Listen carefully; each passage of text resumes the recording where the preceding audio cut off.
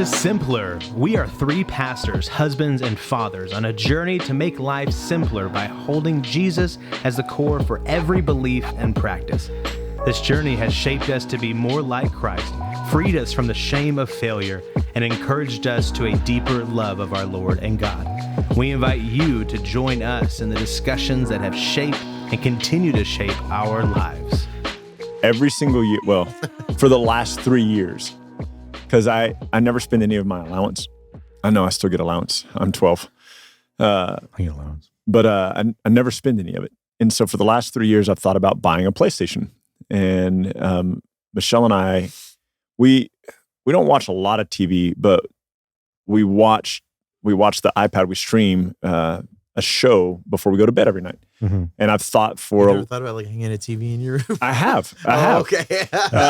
But for me, it's the money. Like it's a few $100, but right. Because you can get like a 45-inch TV now for cheap. Yeah. Mm-hmm. But it's just like one of those things, and so I'm with you. So I'm still on the fence. It's after Christmas, but I'm still like, TV and PlayStation, Starlink, and I'm like, that would be all of my allowance. I've got about $2,000 saved up, and I'm like, you know what? Well, what are you gonna do? Might just do it. Like, you usually save that the whole year to go to New Mexico. Yes. So you're just gonna save up again for and New then Mexico? and then have like $3,500 for next year. I don't know. I just last summer I used most of it for our vacation. Okay. But I also paid myself back because as we got money, I reimbursed myself. Yeah. And so I kind of use it for stuff like that. I got you. Like if we need something but I don't know. Part of me is thinking, I've also had the same pair of work boots since 1993. Ooh, nice. So I've thought about buying some new work boots. Is that why you still have the tall wallet? Yes. I've had that one for 10 years, that wallet. Wow. Yeah. Wow. That's an old wallet. Yeah. You know I got it for Christmas 10 years ago. Because he still carries a checkbook in it. That's right. I don't, but What? No. I don't like my money to Be folded. and look, it's As folded. a wad of cash falls out, it's all folded up. Dude, I had I don't know if they're all wallets that are like that are called this, but the Fossil brand ones were all Fossil, baby. Yeah, those are they are their executive line of wallets is what they call them. They call them the executive. Thank you. And I wonder if that's for like maybe pulling out a suit jacket or something. Maybe that's like the length of it, how it doesn't protrude out of it. That was the intention of it. Well, Ryan had those not because of the suit pockets, but because that's what all the kickers had. Oh, that's it hung out. Yeah. So full leather, $40 wallet there. This lasted 10 years. I had one that was all through college because the smaller ones, because I had to carry so much, were just so fat, and I don't like sitting with the lean. It hurt my back. Yeah. But now just carry around cards. So I don't know, my wallet's in my backpack, but just a little. So what do they call it? You pull the tab and the cards pop out. Yeah. I had a dream last night that I had one of those square folding wallets. And your life fell apart. It did because I kept shoving receipts in there. Yeah. And I don't know if you've seen the Seinfeld episode where George Costanza, his wallet is so big that like when he's sitting in the bench at the coffee shop, he's like leaning to the side. And they're like, what is wrong with you? And he's like, man, my back's really hurting. I'm like, why? And he pulls out his wallet and it's probably fat. It's super comical. It's something like 5 inches thick. Golly. And he opens it up. And he reaches over to the Sweet and Low and he goes, I'll need a few of those for later. And he puts them in the wallet and he's trying to fold it and it just explodes, And like, but that was my dream last night is that, oh man, I can't have a folding wallet like this. My mom would always buy, I feel like every year during Christmas time, my mom would always buy me like a new trifold wallet. Yeah. So when I got old enough to carry a wallet, I was like, well, I have these. Like she would buy them and we would it's like old Velcro ones that would have I like had a cool Velcro one. They have like those different membership ones or membership cards when you're a kid of like, you're a membership of the Star Wars thing. Like you're Yoda rank or whatever. So I had some of those cheesy cards that we would get from like Six Flags and stuff like that. So that would be my wallet. But then when I was 16, I was like, well, I need to carry a wallet. I had this thick one that had like, it was already trifold, but then it also had a badge of a Nintendo controller on it. So that was even more thickness. Yeah. And I was like, well, my mom bought it for me. I have to carry this around. And then I got to college and I was like, I can buy my own wallets. I don't know why like that was a differentiation point, but I was like, I'm an adult. I'm gonna get a long wallet. That's what adults do. And I grew up even more and was like, I don't need all these things with me. I don't need the sweet and low packets. I'm gonna get a wallet that's slightly bigger every year, just like a quarter-inch bigger. It's so funny. And eventually it's 2 feet. It's out your back pocket. You have to like strap it on with suspenders. You just reach around and get a card like this. Yeah. That's right. Yeah, I got you. Don't worry about it. Oh man, I'm gonna get a fanny pack instead. it's easier. Yeah, just to have some sort of bag with you. Like I told Hannah earlier, I was like, I think I'm just going to carry my backpack around all the time. Just easier. So if I leave the house, I'm just toss my backpack in the car because I feel like there's so many times where I'm like, oh, I need this or I need my computer. I need that. And so I just have this, but I don't keep receipt. Well, then what'll happen is I'll have a backpack full of receipts. I'll have to dump out every sweet day. And low packets. Yeah, exactly. Oh man. Well, hey, bring your sweet and low packets. Come on, let's go step over to the corner, my friends. Come on, we're going to the PCC. Welcome, everybody. It's good to see you. So, as I've talked about on the podcast before, or if you guys haven't heard, we're having a second child. We're having a second little girl. So, Congrats. Thank you so much. During the time of November is usually open enrollment for insurance companies, and so I got a couple things I want to talk about, and both of them upset me. But the way that our insurance works when you have a child, it's not having a child. It's not maternity leave. If you want like paid time off from the insurance company, you have to file for short-term disability. What do you mean paid time off from the insurance company? So the way that this works is like, I mean, like paid time off is usually from your employer. Yeah. So the employer, I think, has like it's like a 3-week or like a 6-week window that they pay for. Right. But then there's like an additional thing that you can get. Yeah. So there is a paid time, and then there's this additional time that you can get. If I understand correctly, this is obviously I'm not the one filing for this. Right. My wife's doing it. So if I understand correctly, you get like a short period of time, but if you want that time to be what seems and feels like an adequate amount of time lengthwise to get your baby going, then you have to file for short-term disability. And I was like, I hate that already. Like that sucks. I feel like underneath there, if it needs to be, maybe that's their way of like having a nuance. But I was like, if you need to have some sort of back way to do it, have like a subset of short-term disability that's pregnancy or something like that. Like you're not disabled, like you had a baby and you're figuring that out. So, but she went because it's insurance. Yeah. So it's not employer. So I'm curious though, like why it has to be that way. I mean, because it's insurance. No, I mean, like, yeah. I mean, so because it's an issue so your issue is not actually with the insurance, it's with the employer. So the employer not getting more time off. I got you. Yeah. What you're talking about from the insurance side has nothing to do with the employer. It has something to do with it. So what the employer is saying is if you're going to take more time off, you can, but we're not going to pay you. And you're saying the only way for us to get paid is to do this nuanced deal with the insurance where we file for short-term disability. So maybe that is actually the insurance company saying, okay, well, we will allow this to be applicable. Yeah, to be benefit from the insurance company. Yeah. So the issue you're having is with the employer.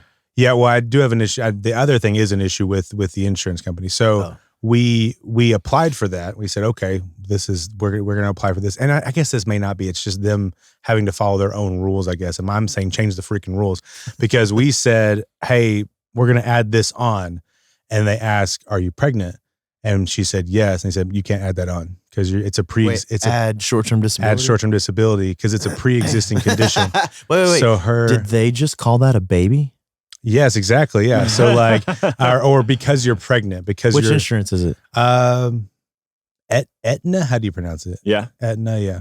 Yeah. Oh, I can't wait. I can't wait to like roll that one out. Yeah. It's when it's through. They've just acknowledged that life begins. Yeah. At conception. I'll tell you the exact wording. Ooh. I wonder if they said because you're pregnant, not because you're having a baby, but either way, yeah, they are.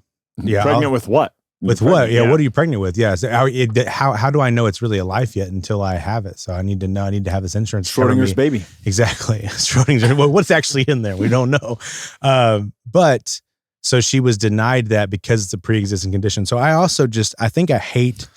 Like I understand what you're saying, Mike, and I do understand. Like if this is a situation where the employer is not giving enough time off, the insurer is saying, you can use this for that. But what I really hate though is that's a pre-existing condition. How would you get short-term disability if you don't know you're pregnant? Exactly. So like, yeah, that's a whole thing that too. So part of me, to me like it's actually a scam. Yeah, yes. So thank you. So I was just like, I was getting more and more upset. 100% insurance is a scam. Yeah, for sure. But I was getting more and more upset. We're just like, health insurance. We're literally going to pay you more money to do a service that we want, and the reason why is because we know it's going to happen. And maybe that's the whole deal with short-term disability, is that what they're saying is, well, if you know you're going to have X amount of time from work, then you're going into it with a pre-existing condition. So you're paying for something. But also I feel like if they've thought through it that much, I think it's just their way of saying, like, it makes you feel good. Like, oh, I could get short-term disability. Let me go at home. Yeah. And then you realize, oh, I can't actually get it. Yeah. I just, so I found myself being like, I'm going to call and yell at them about not being for women or being for, yeah, I think that's a good way culturally to say it. Like if you're going to be a company who is building up people who are in the medical realm, and also my wife who is in the medical field, and say like, and to encourage them to live the life they want to do and have the career they want to have. But then whenever they do that, like you have to plan at least a year or so in advance. We would have had to have put short-term disability on. Your issue is actually still with the employer. It's still with the employer that there's not enough time. The insurance for you is frustrating, but all the things you're talking about has nothing to do with the insurance. That's true, because if the employer had given enough time off, and I want to know a lot more details about it. So thank you. Your issue with the insurance is that you thought you could get something and you realized it was actually a scam. If it's true, yes. And I would have never needed that thing beforehand if the employer had given off stuff time. So I'm just curious too of like, I'm still new to this. I'm just curious too, like what is an adequate amount of time? Because I feel like used to be 2 weeks. Used to be 2 weeks. You'd have a kid and be back to work in 2 weeks for like paid time off. Yeah. Oh, okay. So and that's another thing too. Most people have extended it to like 6 weeks. Okay. So the 6 weeks is a response to, or is helping more people because of what it used to be. And now that's already an extension. Some places used to be you just pop it out on your lunch break and be back to work. Yeah. There are some places now, a lot of government organizations are doing this, where you can get, like, the husband can get paid time off too. Yeah. That's what I'll do. I'll take my paid time off and give it to her. Right. So anyway, thank you for aiding in my frustration. It doesn't change your frustration. It doesn't change frustration, but I would imagine that the paid time off thing is something that they've talked about prior to the birth of the baby, which means like the company. So like if you're a pregnant person at a company and they're like, okay, yeah, you'll get this much paid time off, or oh, you're a father, you'll get this much paid time off. Anybody who's giving paid time off to somebody or acknowledging that even paid time off exists prior to the baby being born is acknowledging that it's a baby. 100%. Oh, true. Yeah. Yeah. Absolutely. They would argue their stance doesn't have to be when they believe it's a baby. That's where they would get the caveat on that. Yeah. I think, total opinion, I think an employer can make a decision on how long they want to do paid time off. Mm-hmm. I don't actually have any problem with the employer saying you get 2 weeks of paid time off. Yeah. Because it's their decision from the business perspective. Now, in my mind, like as an employer, sorry, I know this is taking longer. If this is an organization where I value my employees, I'm going to do whatever I can to retain them. Mm-hmm. But at the same time, I don't feel any obligation to tell someone I'm going to pay you for 6 weeks or 8 weeks to do basically nothing at my job. Again, I appreciate what you're doing with your kid. I'm just saying, like, I don't like the idea that we have this mindset that, everybody has to have the same perspective on that. Like, right. I think it would be wrong, in my opinion, for them to say you could lose your job if you don't come back in 2 weeks. Yeah. But to say I'm going to pay you for more than 3 weeks, I think is an employer's decision based on the value of their company. Yeah. So job security can be a huge benefit in that. And then in the how much pay are we docking him when his wife has that? All of it. All of it. Every penny of it. But you're right. Everything you get paid for being a host on Simpler, you will not get. Dang it! Time. Come on, man. Because zero times zero is still zero. It's still zero. Yeah. So that helps shape my brain. And also, whenever you are brought into being an employee, you sign the contracts, you agree to work for them, and part of those terms are whatever the benefits look like, whatever the time off looks like. Those are all agreed upon beforehand. And I think it'd be nice for employers to offer more things, not insurance, but maybe things like what's the extra insurance called? Like stuff like Aflac and those kind of things. There's some of those organizations who have like a pregnancy built in where you say, we're going to give you 3 weeks of paid time off, but here's some other options if you are thinking about having a baby that you can start paying into now. Yeah. And that could have definitely been the short-term disability stuff, is them saying, hey, we will. And then you find out it's a scam. We will honor this, but babies are pre-existing conditions. And so, we're not going to pay for you to have a baby. So still personally frustrated, but not as frustrated culturally or business-wise as I was beforehand. So that helps me a lot. Ryan, help me out and tell me what the topic is today. Pierce, it's exactly what you've already been talking about, see, because what you're really needing is some rest. Babies. Oh, rest. We're talking about having babies. How does that happen? How are babies made, though? Storks. Yeah. So we're going to talk about the Sabbath today. And we've touched on it, I think, in some other podcasts, but I don't know that we've dedicated an entire episode to it. At least I didn't notice in a cursory glance of our previous podcast. And so we're going to talk about the Sabbath for the next hour and 28 minutes. But Ryan, isn't the Sabbath Sunday for Christians? Well, actually, Pierce, no, it's not. Thank you for bringing that up. Whoa. I know. You're an idiot. So today what we want to talk about is the Sabbath from the law. What was the intent of the Sabbath in the law? How the Sabbath foreshadows and represents Christ, and how Christ has fulfilled the Sabbath. So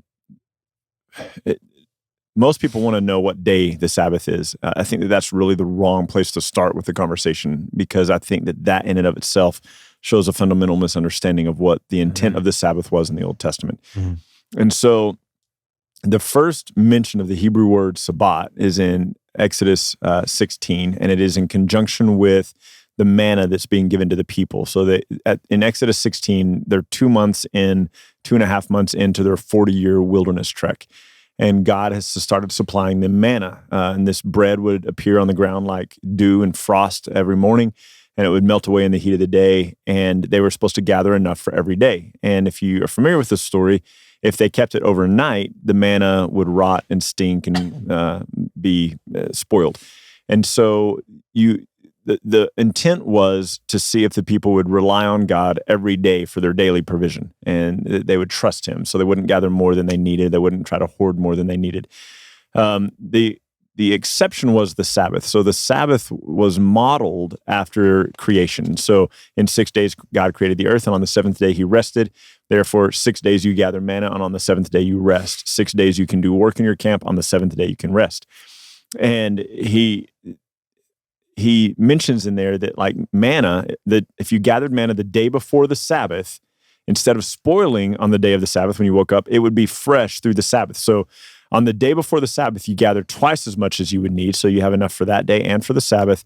And then the following week, there'd be fresh manna, right? Mm-hmm. And so the purpose of the Sabbath, according to Exodus 31:13, he says, I've given you the Sabbath so that you will know that I am the God who makes you holy. The reason that I've given you the Sabbath is so that you'll know that I'm the one who makes you holy. Now, the Sabbath, it wasn't just a day of the week. There was a Sabbath associated with Passover. So it was a 7-day festival where they wouldn't do any work for 7 days. There was a Sabbath festival associated with the Feast of Booths and the Day of Atonement. Both of those, the Sabbaths associated with the Passover were the first and the last day of that festival. And I think that was similar with the other two festivals as well. But there were Sabbath days associated with those things. And then in the Jewish culture, according to the Old Testament, there was also a Sabbath year. And so for 6 years, you could work your ground and till your ground. And then in the 7th year, you weren't to work your ground at all. You weren't supposed to work your field or your orchards or anything. And this served two purposes. One, it showed that you trusted God for provision, that your faith and your confidence was in God for your provision. But also, it was a way to supply the needs of the poor in the community. And so the poor in the community, the widows and the orphans or whatever, could then come and glean your fields and just eat what was growing wild. And so basically you didn't have a right to it, like it was common. And then what was really interesting is, so every 7th year was a Sabbath year, but every 50th year was also called the year of Jubilee, and it was a Sabbath year.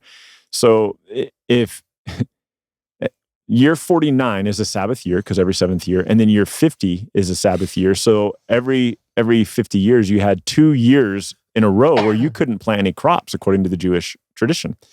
And this, again, was to see if you would trust that God was the one who would provide for you and meet your needs. And so what he would say is, in the 6th year, see if I don't give you enough to sustain you, not only through the 7th year, but the 8th year, the year of Jubilee. And then the next year, you'll be able to plant from what you gathered in the 6th year. So it would supply your need for the 6th year, the 7th year, the 8th year, and even part of the 9th year, because you're using it to plant for your next harvest. And so all of the Sabbath was about trusting in God and resting in God's provision. And I think we miss that because we want to boil it down to a single day. And this is why I wish that I had thought of this earlier. I'm really just now, what I'm about to say, I've never said before. But I really wish that I had thought of this earlier, because I have spent too many years proving to people that nowhere in the Bible is Sunday the Sabbath. It's never referred to as the Sabbath, not for Christians or anybody else. And I have made the point today. Yeah, I have made the point that the Sabbath from a Jewish perspective was Friday night sundown to Saturday night sundown. And that's still wrong, because that is only one part of the Sabbath. The Sabbath was the Sabbath, weekly Sabbath. The Sabbath were the Sabbath days associated with the feasts. And super interesting, the Passover feast corresponds to the death of Jesus. The Pentecostal feast corresponds to the giving of the Holy Spirit. And the other feast days, the Feast of Trumpets, the Feast of Booths, and the Day of Atonement, all correspond to the return of Christ. And so there's this symbolism in all these things, that you're resting in God's provision for atonement, you're resting in God's provision for life, you're resting in God's provision for food and necessities and all these things. Then there's the Sabbath year, and then there's the year of Jubilee, which is another Sabbath year. So when we boil it down to, hey, did you take your day of Sabbath this week? You're really missing the big picture. Because as a whole, listen, and I need us to hear this really clearly, you deciding to take a day off from work every week. I try to take every Saturday off. To the best of my ability, I do. Inevitably, I end up having to mow the lawn or do something, but yeah, I know. To the best of my ability, I'm trying to take Saturday off, because every other day of the week I'm working. Because it's Sabbath. Yeah, right. No. Shut up. But so, I mean, just from a physiological standpoint, it's good to let your body rest sometimes. But if the argument is, when Christians say, did you take your Sabbath this week? It's super important to take your Sabbath. That does not show that God is the one who makes you holy. You taking a nap and not mowing the lawn isn't proof that God makes you holy. And so from the law, it was all about God's provision and all about what God supplied to his people. Now, let's jump over to the New Testament, and in Colossians, I used this text several weeks ago in one of my sermons at our church, early November, maybe. I feel like it was the first week of November. People can go back and listen to it. But Paul, because I think one of the things that's always bothered me is, if you say to a Christian, hey, do we still need to sacrifice sheep for offerings? Every Christian's like, no, like Jesus is our sacrifice, right? Do we still need to worship in a temple? No, heaven's the temple of the Lord. Do we still need a priest? No, Jesus is our priest. Do we still need to do the Sabbath? Oh yeah, you got to still do the Sabbath. And it's so inconsistent. Like, Jesus has fulfilled the law, and the temple is done away with, and heaven is in its place, and the priesthood is done away with, and Jesus is in its place, and the sacrificial system is done away with, and Jesus is in its place. But the Sabbath, that one still remains. You still got to take a day off. And it's like we miss. And so here it is. Paul says in Colossians 2, beginning in verse 16, he says, let no one pass judgment on you in questions or as it regards food or drink, or with regards to a festival or a new moon or a Sabbath. These are only a shadow of the things to come, but the substance belongs to Christ. Okay? So if food and drink and festivals and new moons and Sabbaths are a shadow, if the substance is in Christ, one of the things that I haven't ever had anybody answer for me, not well, I think they try to stumble through it because they're really intent upon holding to old school law view of the Sabbath. But if the Sabbath is a shadow of Christ, how is you taking a nap revealing Christ as God's provision? And the short answer is that it's not. What the author of Hebrews does is the author of Hebrews says that in chapter 3 and chapter 4, he says the people wandering in the wilderness for 40 years did not get to enter into God's rest because they were disobedient disbelievers who didn't have faith. We need to be careful then, who have heard the good news, the gospel, that we enter into that rest, that we trust in God. And then he says, for it is written somewhere, and I by the way, one of my favorite things in the whole Bible, I love that the author of Hebrews says, it's written somewhere that Jesus, or that God worked for 6 days and rested on the seventh. And I just love that he's like, I don't know where it is. I just know it's in there. And so he goes, it's written somewhere that he worked for 6 days and rested on the seventh. So there remains for us, and then he introduces this, the Sabbath rest for the people of God, that we can enter into the rest. And here's what he says, and rest from our works as God did from his. So the Sabbath rest for the believer is resting from our works for righteousness. That we no longer have to do works for righteousness. Yep. That God is the one who makes us holy. God is the one who provides and meets our needs. God is the one who has equipped us and given us everything we need for life and for godliness. And that I can look at the completed work of God through Jesus Christ on the cross, and instead of working my butt off over here trying to earn God's favor and earn God's righteousness and be sure that I cross every T and dot every I so that I can maybe by some chance win salvation, I can go, you know what, man, God did that for me and I am resting in that. Yeah. And that's the Sabbath rest of the believer. That's how it points to Jesus. Mm-hmm. So here's the question I ask people when I get to have this conversation. And some of them know, some of them don't. But I'm speaking in tongues. I've been praying for that for years. And so that just happened. Yeah. Now, I don't have an interpretation for it though, so I'm sorry. Y'all think I'm making light of it. Anyway, I've been praying for it for a long time. It's not one God's given me. So, the question that I ask people is, what was the penalty for not observing the Sabbath in the Old Testament? And the penalty was death. Okay. Which seems really, really strong. Was he mowing his yard? Like the example, No, I know. the example in the Old Testament is the dude's picking up sticks. Yeah. And they're like, hey, what should we do? Right. And Moses goes, kill him. And you just go, well, crap. Yeah. So dang it. On a Wednesday night Bible study, we were talking about the Sabbath and how law begets law begets law. Mm-hmm. And so the Jews in Jesus's day, they said you can't work on the Sabbath. And that's not an okay thing to say, because you have to go, well, what does it mean to work? Yeah. And so they kept modifying it and kept modifying it. And they agreed eventually that carrying anything heavier than a dried fig was work. And I happened to have some dates in my fridge. And so I went and got one out and I held it in my hand. I was like, carrying anything heavier than this. And I was like, no, your clothes are heavier than that. But no one's saying you got to walk around naked. No one's considering it work to carry your clothes, you know? And so one of the guys who goes to our Bible study, Colin, he sent me a video the next day of a very popular Jewish guy. And the guy was just saying, he goes, I like to read paper books rather than my Kindle or my iPad. And he said, because on the Sabbath, I'm not allowed to use technology. And he goes, and so if I have paper books, I can still read on the Sabbath. And if I'm into a really good book, he goes, I want to be able to read. He goes, now I can't highlight on the Sabbath. So I want you to think about this. This is modern day. He goes, I can't highlight on the Sabbath, but I can tab, And so. Can he pick up the book? I guess. That's what I was saying. Like, how light is this book? Right? Maybe he has it on a table and he just gently blows the pages. Yeah. I don't know. I don't know. I've heard stories about in some Jewish apartment complexes in New York, they'll have people work the elevator for other people on the Sabbath. Oh. Yeah. So you can ride in the elevator as long as you don't work it. Someone else will press the buttons. Yeah. Yeah. I saw probably the same area in New York. There was somebody that posted, I don't know where it is in the law, but it's like you can't leave like your land, or you can't leave like this certain section.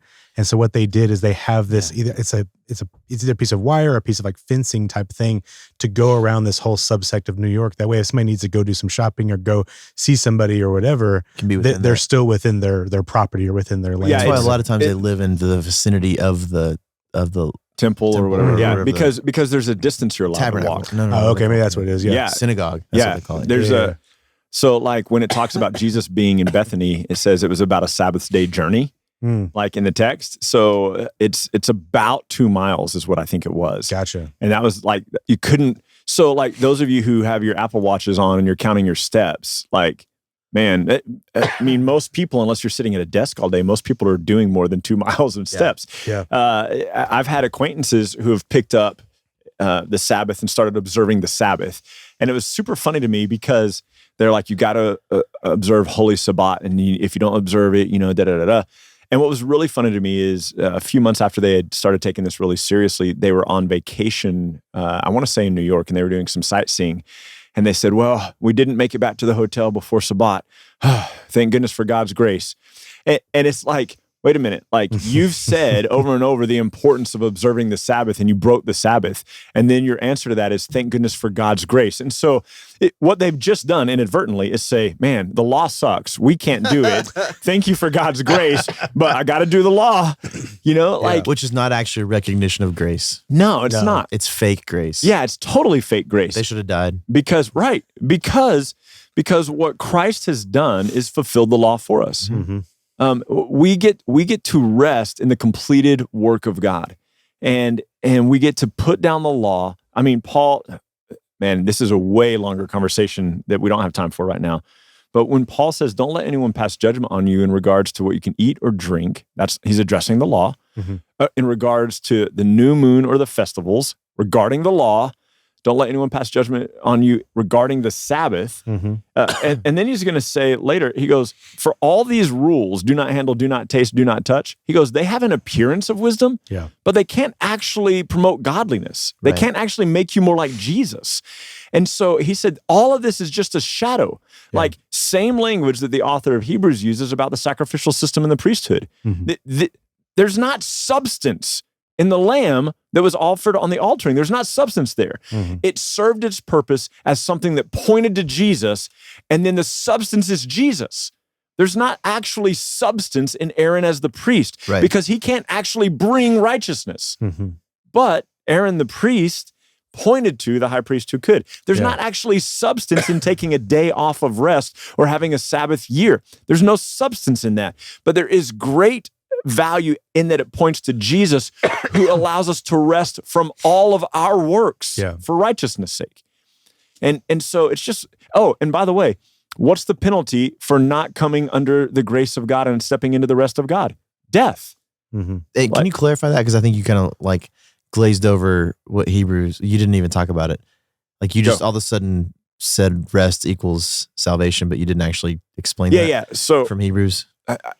I can try, and if I'm not going the direction that you're thinking. No, I think you just, you assumed everybody would understand what you just meant by rest in terms of salvation. Yeah. And without explaining what that means. So the picture that the author uses of an allegory in Hebrews 3 and 4 is the promised land.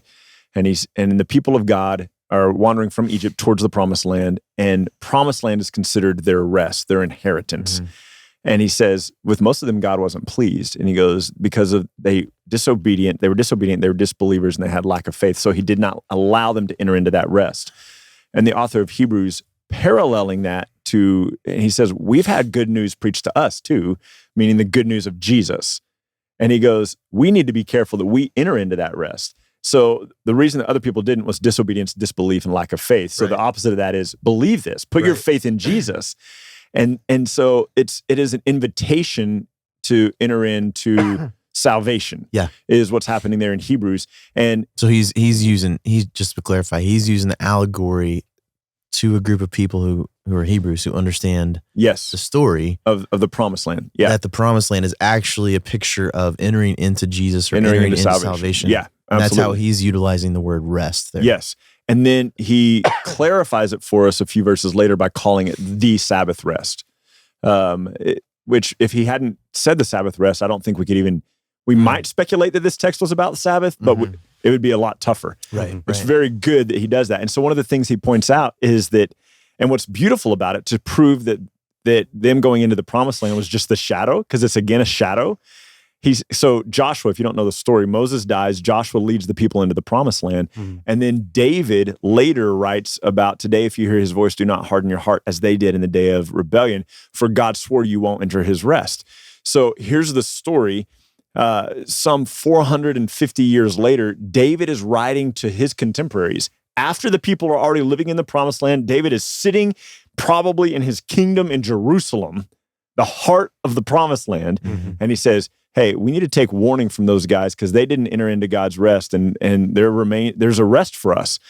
And they're in Jerusalem. They're like, we got it already. Yeah. So David is now forecasting the rest that comes through Christ, Right. which is why the author of Hebrews says, so there remains a Sabbath rest. Yeah. And it's the rest that we get from putting our faith in Jesus and being done with all of our works. The Christ, oh man, I need to memorize it. Where is the verse that says, I'll look it up real fast, but you might know it. Where's the verse that says, Christ is the end of the law for righteousness for all who believe? It's in Romans. Is it Romans 8? The end of the Somewhere it says. law. Yeah, somewhere it says.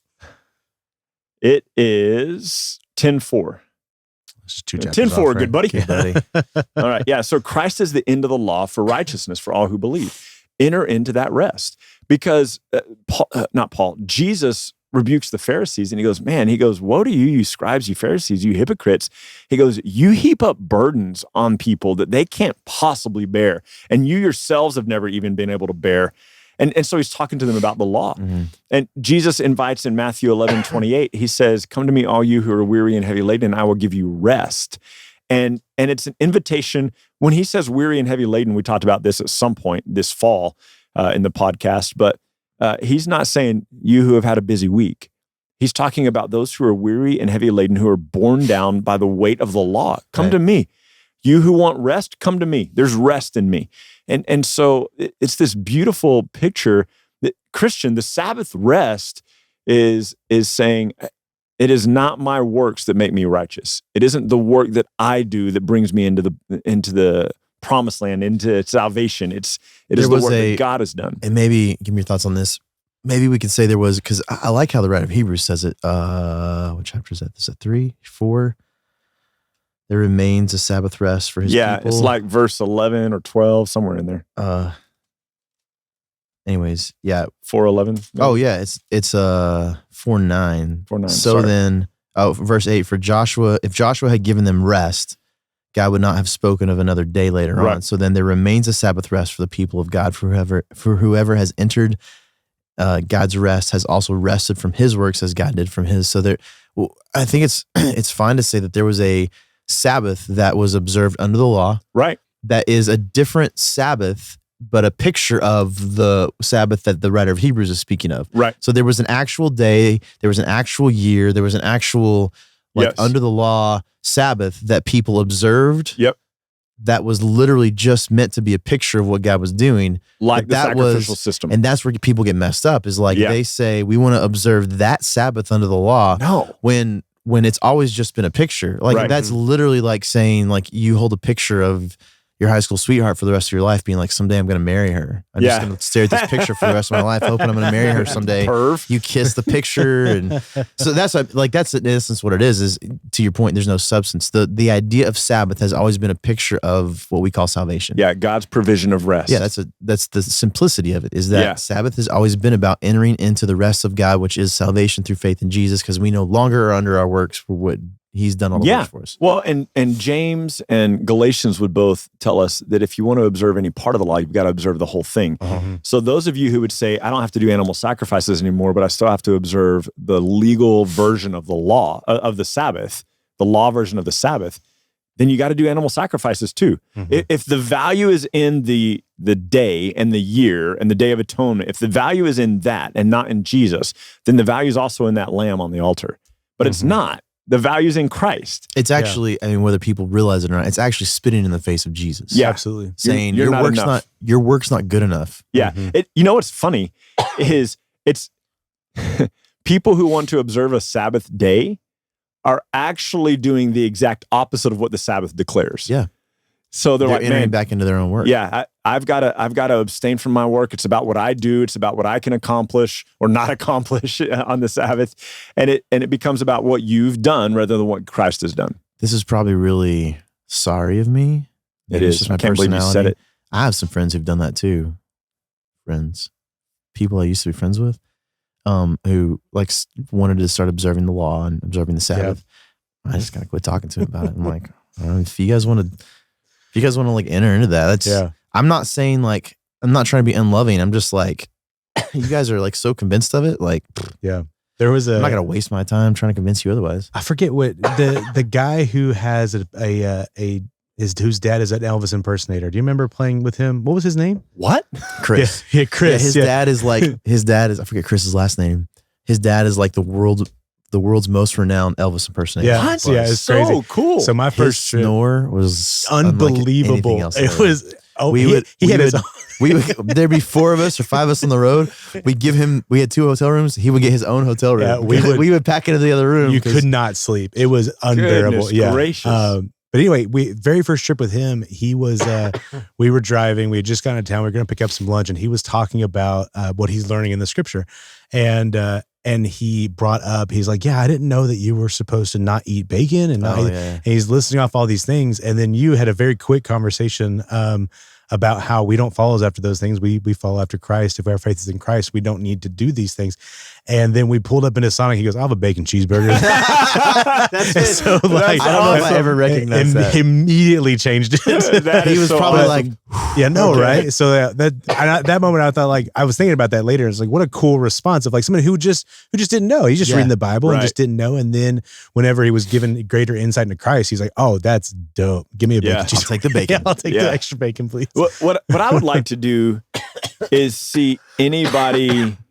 I would like to see somebody make an argument for why the law view of the Sabbath is somehow righteousness or holiness. I'm sure it has to do with the third use of the law or the moral law. It has something in that vein. That's my guess. Yeah. Well, and I think too the language you used earlier in regards to not even seeing it as a day, but just rest, and it's like rest that I have to, like God mandated rest, however you want to say it. I remember people talking about that in college, and thinking back, I do think there's something to be said within the Christian life of like, the American Christian, like Christian life defined by culture, where they feel the need to, whatever they do, they have to back it up with scripture, or back it up with like, well, my pastor said. So like, well, if they take a day off and they just chill with their friends, or they sleep in that day, like they feel this need, which is still a life governed by law, like a law-based mindset. They feel this need to justify what they did. Well, God told us to rest, and this is how I rested this week. And so like, I think that there's something to be said about just using the law, or misusing, even anywhere in the Bible, misusing as a means of justification. Whenever you're free in Christ, you can just sleep in today. Like if there might be some ramifications to that if you're expected to be somewhere, like there may be consequences. You might lose your job, but if you're off, like, and it's no big deal. Like, I mean, that's even now, that's a wisdom issue. That's not a sin issue. It's not. Yeah, and there's, I think the problem, to your point, is that we correlate those two things. Absolutely, yeah. Like they're not. It's dangerous. It's not one of the same. I mean, I was told I'm not supposed to mow the yard on Sundays. Yeah. Well, and I just don't mow. Period. Just in case. Right. Your grass was looking pretty good, dude. I know, man. We've worked hard for a year. Well, I say hard. I was like, I'm a farmer. We've worked intentionally for a year. We've been hoeing that grass like crazy. I know, right? Well, hoeing that hoe.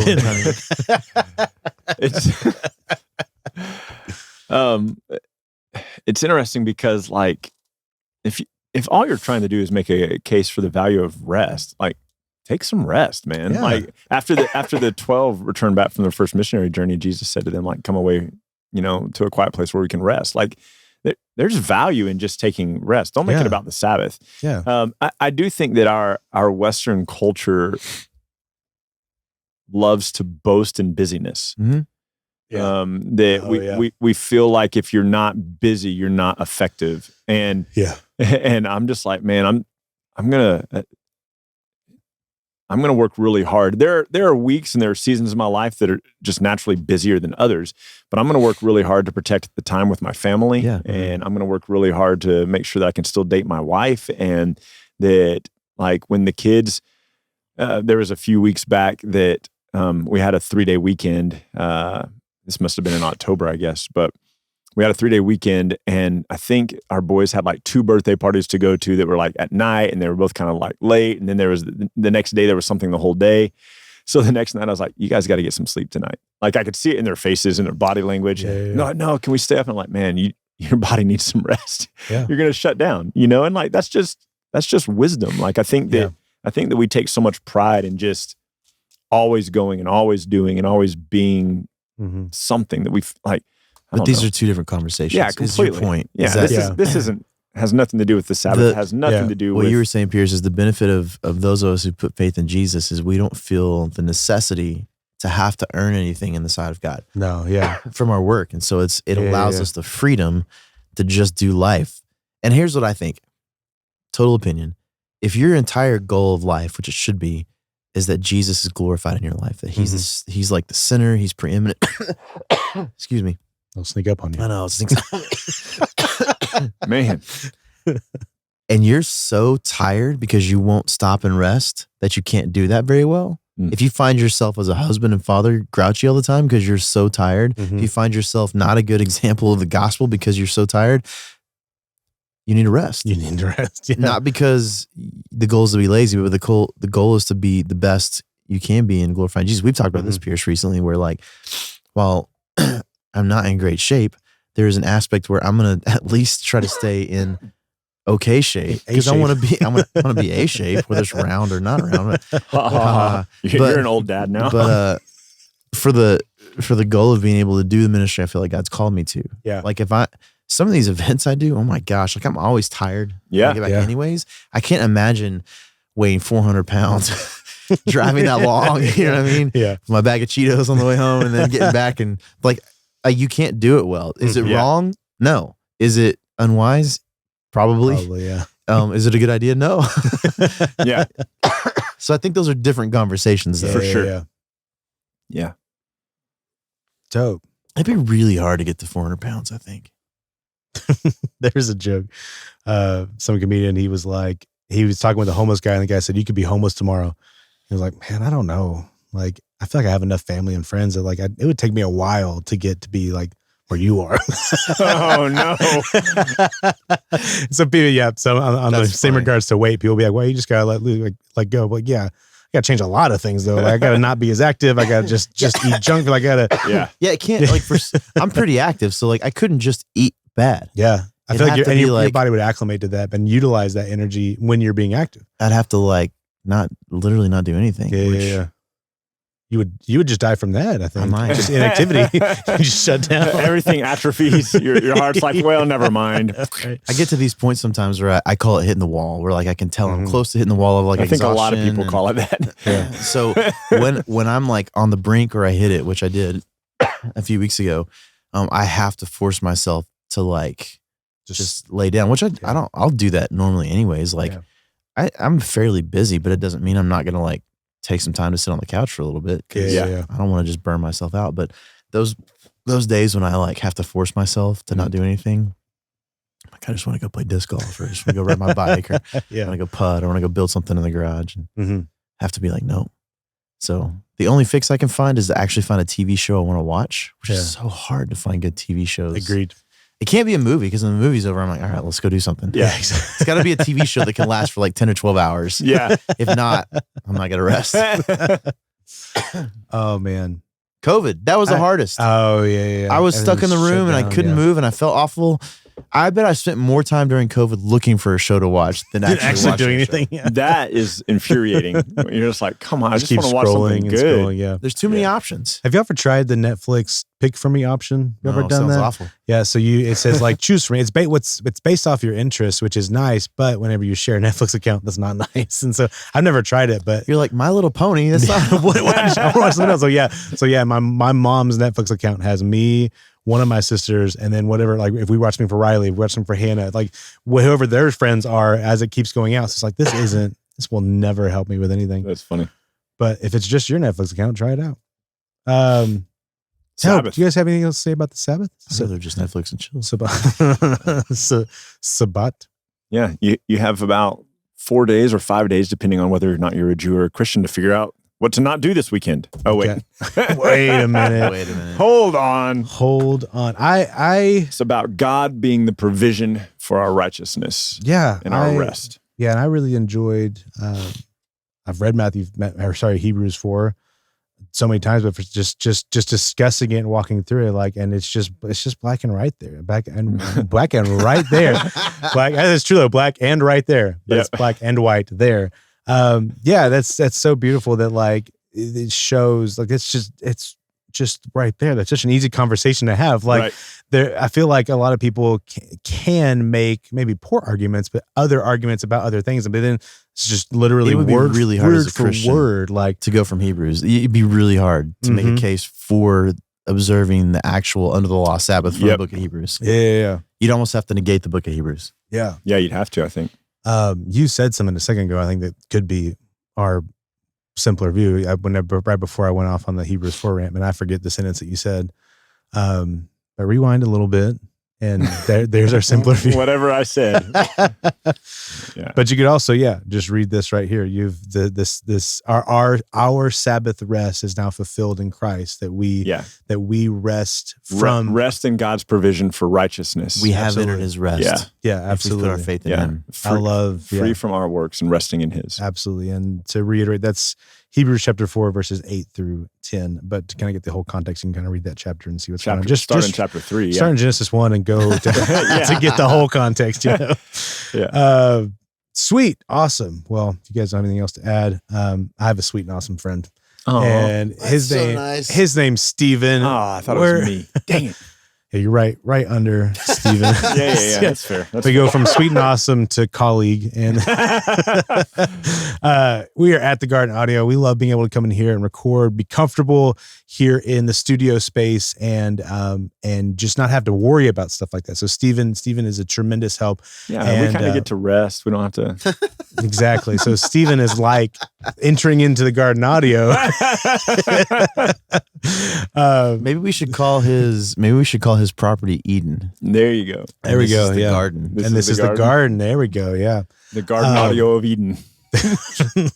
Go check out Steven. Go say hi. Go tell him Merry Christmas, Happy New Year. We're wrapping up 2022. So wish him blessings into, or however you want to say that, into the new year. Happy New Year, Steven.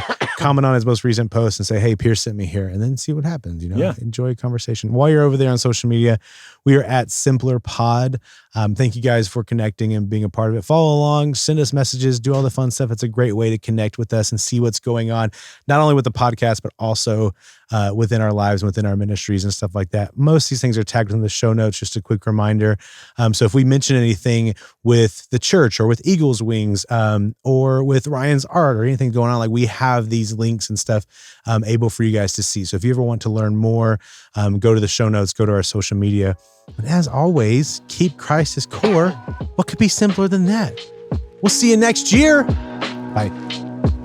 Perfect. Bye.